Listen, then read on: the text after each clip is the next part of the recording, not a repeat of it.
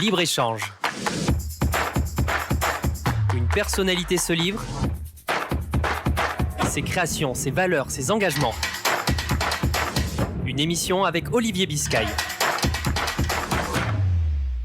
Bonjour à toutes et à tous, bienvenue sur Radio Aviva, sur Libre-Échange, une émission en partenariat avec Midi Libre. Je suis ravi d'accueillir aujourd'hui Yvan Le Labourier, bonjour. Bonjour à vous. Vous êtes le directeur territorial de GRDF Gare, en poste depuis quelques semaines, septembre 2023. On parlera évidemment de votre parcours dans un instant. Alors GRDF, pour les auditeurs qui ne connaîtraient pas Gaz Réseau Distribution France, bref, on va parler de gaz, on va parler de transition écologique, on va parler d'énergie, d'environnement. Parlez-nous, Yvan Le Labourier de GRDF dans le Gard, qu'est-ce que ça pèse réellement ? Alors GRDF dans le Gard, forcément, c'est un certain nombre de kilomètres de réseau, avant toute chose, parce qu'on est le distributeur de gaz naturel sur le territoire national. Et dans le Gard, sur le nombre de kilomètres de réseau, il faut avoir en tête 2580 kilomètres environ de réseau. Et ça peut fluctuer d'une année sur l'autre, puisque on est amené à faire de nouveaux raccordements. Combien de communes desservies dans ce département ? Alors, sur les communes desservies au gaz naturel, il y en a 130. Voilà, donc en regardant sur la totalité des communes du Gard, par rapport aux 351, je pense, ouais. Donc plus d'un tiers évidemment de ces collectivités départementales. Alors on va évidemment parler de vos projets, de vos missions. Une des premières missions que vous conduisez ici sur ce territoire comme sur le territoire national au sein de GRDF, c'est évidemment l'accompagnement des collectivités locales vers la neutralité carbone, sobriété et efficacité énergétique, si je puis dire, sont les grands axes de votre politique. Est-ce que je le résume bien ? Ah, c'est complètement ça. Et comment ça se traduit alors ? C'est complètement ça. Ce que l'on fait au quotidien, forcément, c'est que vis-à-vis de tous les clients, on a aujourd'hui la possibilité d'avoir un certain nombre de données régulières. On est au pas journalier, et même pour certains industriels, on peut être au pas horaire. On arrive à analyser très très clairement les consommations. Et donc la possibilité d'accompagner les clients effectivement alors des clients particuliers sur des éco-gestes, sur la manière de bien piloter leur installation. Et puis l'idée avec tout ça, c'est aussi de leur faire réaliser des économies d'énergie.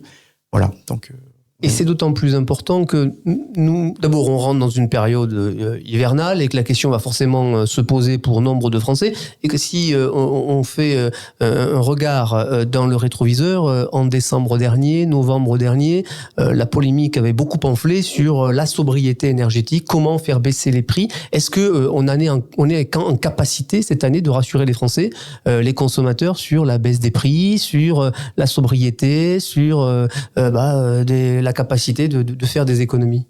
Oui, alors réellement sur l'ensemble des points. Alors après, je vais un peu détailler. Si on regarde ce qui s'est passé sur le pic 2022 par rapport à 2021, on a de toute façon eu un effet, un double effet. Effet de un hiver beaucoup moins rigoureux que ce qui avait été prévu, et véritablement un effet de sobriété, vis-à-vis des clients qui ont vraiment pris en compte les messages qui étaient passés. On enregistre en moyenne 17 à 20% de consommation en moins sur l'hiver 2022 par rapport à l'hiver 2021. Si on se place aujourd'hui par rapport au gaz naturel, est-ce qu'il y a des difficultés éventuelles d'approvisionnement ou pas ? Clairement non. Les stocks sur l'ensemble du territoire national sont totalement à flot. La Norvège, qui est le principal fournisseur de gaz naturel pour la France, qui représente 36% de nos approvisionnements, clairement est en pleine capacité à l'heure actuelle, et nous permet d'être complètement rassurés. Donc rassuré, pas de rupture de stock, et donc ça c'est évidemment pour les Français, pour les consommateurs, une réponse importante sur les prix, en revanche. Et sur les prix, du coup, on est aussi très bien orienté. On est revenu très largement au niveau de ce qui s'était passé au moment de on va dire du pic de la crise ukrainienne, hein, même si effectivement c'est encore en cours. Les prix de gaz à l'heure actuelle sont avant crise ukrainienne et continuent durablement dans les perspectives qui sont annoncées sur les prix de gros à clairement diminuer. Voilà, on est sur une tendance où le prix du gaz va rester durablement à un prix raisonnable. Et donc, c'est ce que vous nous dites pour 2024. Là aussi, un message qui permet de rassurer, qui vise à rassurer les Français sur les prix. Le ministre de l'économie et des finances, Bruno Le Maire, disait hier qu'on était probablement derrière l'épisode de forte inflation. Ça compte, tout cela, la consommation d'énergie chez les Français vient s'ajouter à tout un tas d'autres dépenses. Donc, vous nous le confirmez, ça va aller en 2024. Oui, tout à fait. Là, le point est très clair. Tous les producteurs en capacité de réaliser les approvisionnements sont aujourd'hui véritablement en capacité d'annoncer que les prix sont durablement bas. Ça veut dire aussi que les éco-gestes, toute la politique de communication qui est importante auprès des consommateurs, a fonctionné ces derniers mois. Ça commence à être intégré dans le quotidien des Français. Faire attention à sa consommation, évidemment par rapport au prix, et puis par rapport aussi aux enjeux environnementaux pour la France et pour la planète. Oui.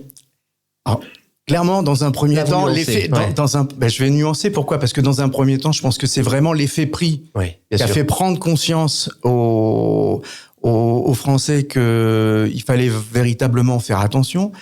Mais ce qui est plutôt très intéressant à observer, c'est que aujourd'hui, on a dépassé cette première étape. Et ça s'est traduit dans des factures qui étaient quand même bien meilleures. Je rappelle souvent, j'aime bien cette phrase, même si elle fait sourire, mais l'énergie la moins chère, c'est celle qu'on dépense pas. Donc il y a pas trop de mystère en la matière. La sobriété, piloter son installation, c'est quand même la garantie d'avoir les meilleures surprises à l'arrivée, quoi, en termes de facturation. Mais vous dites qu'il y a un basculement quand même chez les Français, voilà, de prise en considération aussi de l'environnement, des enjeux climatiques. Bien sûr, il y a les prix, la consommation, l'inflation, c'est important. Il y a aussi tout le monde. Particuliers, entreprises, collectivités. Moi qui suis en relation directe avec l'ensemble des collectivités, il n'y a pas un seul rendez-vous où ce sujet-là n'est pas évoqué. Donc systématiquement, on vient sur ce sujet. Et il y a eu, de la part de l'ensemble des collectivités, des dispositions qui ont été prises de manière à véritablement être sur ce point-là efficace. Ouais. La transformation, on le dit, passe chez tout le monde, les particuliers, les entreprises, les collectivités, et au sein même de GRDF, Yvan Le Labourier, parce que les enjeux environnementaux vous obligent aussi à transformer probablement la production du gaz, les énergies, et je veux en venir au gaz vert, qui est une énergie 100% écolo, on pourrait le dire comme ça, qui répond aux enjeux de sobriété, d'efficacité. C'est complètement ça. De toute façon, le projet de l'entreprise GRDF, il est bâti sur ces deux points-là majeurs, je dirais. On a parlé de l'efficacité énergétique, de la sobriété, et ça, c'est le premier point. Il faudra qu'on sache, durant les années à venir, véritablement maintenir une trajectoire avec une vraie volonté de diminuer les consommations de manière générale. Ça, c'est les pouvoirs publics nous engagent à le faire, et nous, au sein de GRDF, on est tous mobilisés sur ce sujet-là. Le deuxième sujet, c'est passer d'une énergie fossile, qui est le gaz naturel, à une énergie renouvelable. Donc effectivement, on est engagé dans un grand programme industriel. Aujourd'hui, c'est déjà une réalité sur bon nombre de sites sur le territoire national. Sur l'ensemble du territoire national, il y a plus de 600 unités de méthanisation qui aujourd'hui produisent du gaz vert et donc qui injectent dans le réseau. Ça correspond à environ un petit peu plus de 11 TWh à l'heure actuelle. Et pour nos auditeurs, le gaz vert, qu'est-ce que c'est exactement? le gaz vert. Oui, vous Le gaz vert. maîtrisez parfaitement le sujet, mais je pense que c'est important de pouvoir le rappeler. On pourrait imaginer que c'est une grosse panse de vache dans laquelle on met de l'herbe, que les bactéries viennent dégrader cette herbe et que ça produise un gaz. Bon, alors on n'est pas dans ce type de choses forcément. Au niveau de l'infrastructure, c'est une grande cuve dans laquelle on va faire une recette. On met des intrants agricoles. Donc ça peut être aussi des bouts de stations d'épuration. Et clairement, l'idée, c'est de dire, je vais d'un déchet dont j'avais quelque part la charge. Donc déchets des particuliers, des collectivités, des entreprises, de l'ensemble des territoires. Exactement. Ça peut être un gros agroalimentaire qui dans le cadre de son process a un certain nombre de déchets et clairement, si ceux-là sont adressables, quand on dit adressables, c'est est-ce qu'ils peuvent rentrer dans le processus de méthanisation? Ça fait partie des choses qui peuvent véritablement concourir à la mise en place de cette recette. Les bactéries viennent dégrader ces déchets-là, c'est brassé de manière permanente avec une mise à température entre 38 et 40 degrés. Il y a un gaz qui se produit. Ce gaz-là, forcément, il est épuré, il est vérifié. Il faut absolument s'assurer que ça soit bien du CH4 à l'arrivée et qu'il soit propre à être injecté dans le réseau. Et on produit un gaz vert qui est produit localement et puis qui peut directement être consommé sur place. Alors, de la manière que l'on connaît déjà, pour des logements, mais aussi ça peut alimenter, comme ça se fait déjà dans bon nombre de métropoles et d'agglomérations en France, ça peut aussi alimenter des flottes de bus au bio-GNV. Voilà, donc l'idée... C'est le cas ici en Occitanie En Occitanie, vous avez déjà la flotte des bus... sur métropole la métropole de Montpellier qui fonctionne au GNV et il y a également donc là sur l'exemple qu'on peut avoir sur Nîmes, c'est la station d'épuration de Nîmes a mis en place une usine de méthanisation de manière à retraiter ces bouts de stations d'épuration et donc créer un gaz vert. Aujourd'hui, concrètement, ça permet de chauffer la contre-valeur de 3000 logements. 3000 logements ici à Nîmes. Ici, à Nîmes. Donc une économie circulaire en direct. Et c'est ça, évidemment ce que vous prenez au sein de GRDF. Oui, c'est ça, tout à fait. D'autres sites en Occitanie, combien de sites en Occitanie produisent ce gaz vert? Quels sont les projets actuellement? Est-ce qu'il y a une volonté de développer cette énergie sur ce territoire régional? Oui. De manière, première réponse, première question. Combien de projets, combien d'unités actuelles en service? 21. Il y en a 21. Ça correspond à 474 gigawattheures. Si on replace ça, par exemple, si on prend la consommation totale de tous les consommateurs de la ville de Nîmes, c'est 479. On pourrait dire que si on mettait toutes les unités de méthanisation et de gaz vert au service de la ville de Nîmes. Les 21. Et couvrirait intégralement tous les besoins de la ville de Nîmes. Donc aujourd'hui, c'est déjà en marche. Et combien de projets à l'avenir? Il y a beaucoup de projets. Je crois qu'on a un registre des capacités. C'est-à-dire que aujourd'hui, il y a des porteurs de projets qui sont identifiés. Avant de se lancer dans l'aventure de mettre en place ce type d'usine de méthanisation et de process, forcément, il y a un certain nombre d'étapes à réunir. Et donc, on a enregistré aujourd'hui plus de 50 demandes. Et donc, on a la perspective de pouvoir atteindre l'objectif en 2030 de 20% de gaz vert dans le réseau en Occitanie. Aujourd'hui, au plan national, on est sur 2%, c'est ça? 2 ou 3%. Donc l'objectif est évidemment ambitieux de passer à 20%. L'objectif est de passer à 20% au niveau national. À l'heure actuelle, oui, on a 11 TWh sur le territoire national, mais c'est vraiment quelque chose qui est en très très forte progression. Et il y a plus de 1300 projets qui sont d'ores et déjà enregistrés au niveau national dans le registre des capacités. Comment est accueillie cette perspective à la fois par les collectivités que vous accompagnez, que vous avez en direct régulièrement, on le disait, et par les entreprises. Est-ce qu'il y a des entreprises alors qui imaginent déjà, sans forcément les citer, travailler autour du gaz vert et se dire moi aussi je me mets dans cette transformation à la fois pour faire des économies et puis aussi pour répondre à des enjeux environnementaux? C'est forcément aujourd'hui quelque chose qui les interpelle. On a une obligation là qui est faite là prochainement à la fois pour les entreprises mais également pour les municipalités d'avoir des choses très très claires concernant le traitement à la source des déchets. Oui. Donc aujourd'hui, si on regarde aujourd'hui, il y a encore des industriels qui ont dans le cadre de leur process des déchets, qui le mettent dans des camions et qui l'envoient relativement loin pour le faire quelque part traiter. Dans le schéma de demain, l'obligation qui leur est faite, eh bien, ça va peut-être être pour eux la possibilité de se questionner, est-ce qu'ils peuvent valoriser ces déchets localement? Est-ce qu'on peut imaginer des méthaniseurs territoriaux qui pourraient être justement l'occasion d'éviter ces déplacements, de retraiter ces déchets qui quelque part coûtent à la fois pour l'entreprise et pour les municipalités parce que les taxes qui y sont associées sont importantes et clairement on va faire d'un problème, d'un déchet qui avait un coût important, une véritable opportunité de créer de la ressource et puis de produire une énergie localement.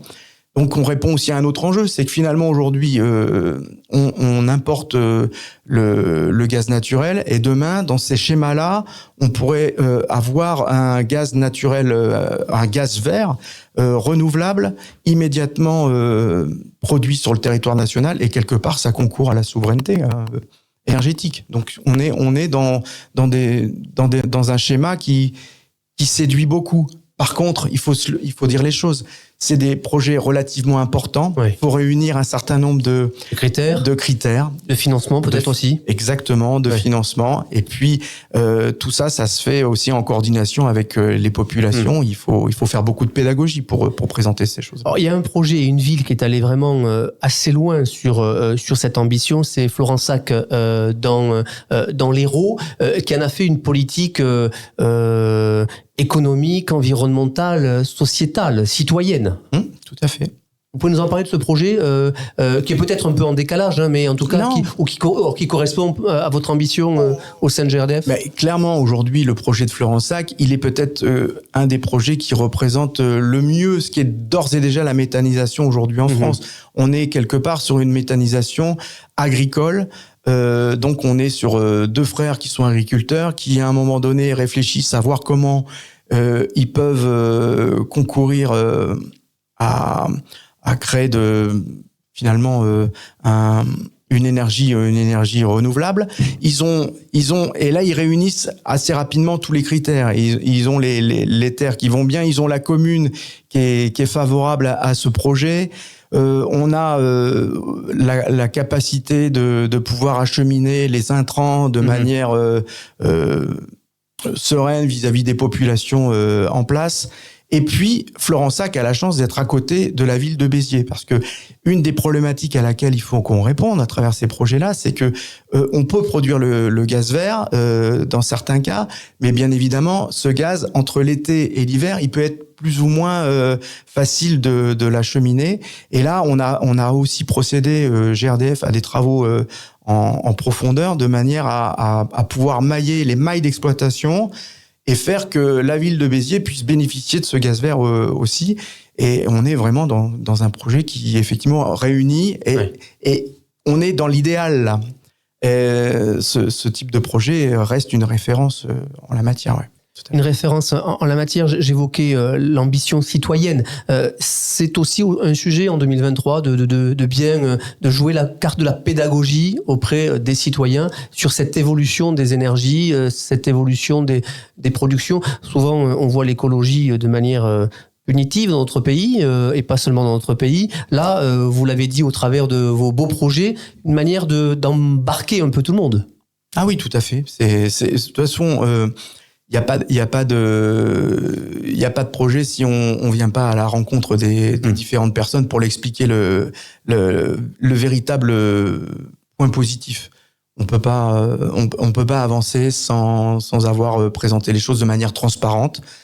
Et dans certains cas, il y a des projets qu'il faut pas faire. Ouais. Il faut aussi savoir faire ces choix-là pour avancer sur d'autres qui clairement réunissent toutes les énergies nécessaires, quoi. Parce que... Ce qu'il faut rappeler, c'est que le gaz vert sur lequel vous travaillez peut aussi générer des économies, peut faire des économies aux consommateurs. Oui, forcément. Ça, c'est un des aspects que vous développez, j'imagine, auprès des citoyens, des habitants, quand vous les rencontrez. Dans un des schémas qui est celui-là, forcément, vous avez une possibilité de retraiter des déchets qui seraient collectés à la source, des déchets collectés à la source. Si on arrive non plus à en faire une dépense, mais quelque part une recette à travers la mise en place de ce projet, c'est autant de choses qui pèseront en moins sur l'ensemble des concitoyens. Oui. Deux questions sur l'économie et sur l'emploi. On sait que le secteur de l'environnement est en pleine mutation, de transformation et ouvre des pistes de nouvelles formations, de nouveaux emplois. Est-ce que c'est le cas au sein de GRDF? Est-ce que des métiers nouveaux ont été installés? Est-ce que des filières nouvelles, des formations? Est-ce que vous recrutez, par exemple? C'est important de pouvoir nous le dire à ce micro. Oui. Non, mais clairement. Alors là, on est au cœur du sujet chez nous. On va vers des nouveaux métiers. Mmh. On a forcément un intérêt très clair à avoir les talents qui sont là pour accompagner ce projet. Ce projet, il est ambitieux. Et on a aujourd'hui effectivement beaucoup de métiers qui sont autour de... Quel type de métier, quel type de profil recherchez-vous? De manière générale, toutes les personnes qui seront en capacité d'accompagner les projets, de faire de la pédagogie autour des gaz verts, sont des personnes qu'on ira véritablement intégrer dans l'entreprise. Donc plutôt des ingénieurs. Ça peut être des ingénieurs, mais je crois qu'aujourd'hui, tout le monde doit porter la parole du gaz vert. GRDF a vraiment eu la volonté depuis le début de ce projet d'entreprise de faire en sorte que tout le monde soit en capacité de comprendre ce qu'étaient les gaz verts et de porter le projet des gaz verts. C'est-à-dire que tout le personnel a été formé sur une journée pour véritablement apprécier qu'est-ce qu'une unité de méthanisation, quelles sont les grandes étapes pour créer ce gaz vert et pourquoi ce gaz vert, il a un intérêt dans le cadre du projet de l'entreprise. Donc quand je parle de transformation de l'entreprise et de GRDF, j'étais pas très loin. Donc il y a évidemment là aussi une pédagogie qui est faite auprès des salariés pour faire en sorte que tout le monde porte la même voix, le même message. Tous, ouais. C'est complètement l'ADN de GRDF qui est de faire en sorte que les salariés s'approprient totalement le projet d'entreprise et notamment cette révolution qu'on appelle la troisième révolution avec les gaz verts et véritablement comprennent que c'est la voie la plus idéale pour GRDF et pour demain, quoi. Au sein du département du Gard, est-ce que vous travaillez avec des écoles, je pense à l'université, à l'école mine d'Alès, pour là aussi à la fois passer des messages et puis peut-être repérer quelques pépites dans les profils qui sont dans ces écoles? Oui. Exactement. Alors avec l'école des mines d'Alès, on a effectivement on a aujourd'hui un travail que l'on fait de manière régulière. On a participé dernièrement au forum qu'ils organisent annuellement, à la Foire Expo de Montpellier. Et c'est l'occasion, effectivement, de rencontrer des élèves à la fois de première, deuxième, troisième année. Et donc on intervient dans le cadre de ce salon. On intervient aussi sur différentes sessions lorsqu'on y est invité par l'école. J'ai moi-même animé une conférence sur la transition énergétique à travers la mise en place des gaz verts. Et on voit que le sujet plaît énormément parce que on avait une salle pleine d'élèves qui étaient très intéressés avec des questions très pertinentes. Et les sujets de l'énergie renouvelable sont vraiment mobilisateurs, quoi. Et donc cette troisième révolution passera évidemment par la nouvelle génération. Obligatoirement. Ouais. Parce que là, le projet tel qu'on le présente, c'est un projet dont l'horizon est 2050. Donc certains d'entre nous le verront en totalité et d'autres y auront contribué. Et forcément, on est d'ores et déjà à la recherche des personnes qui continueront à le porter, quoi. Parce que... Par la nouvelle génération et par les territoires, c'est ce qui aussi illustre GRDF, c'est-à-dire que vous êtes vraiment en proximité avec les villes, les petites communes et les plus grandes pour porter cette révolution et cette transformation. Tout à fait.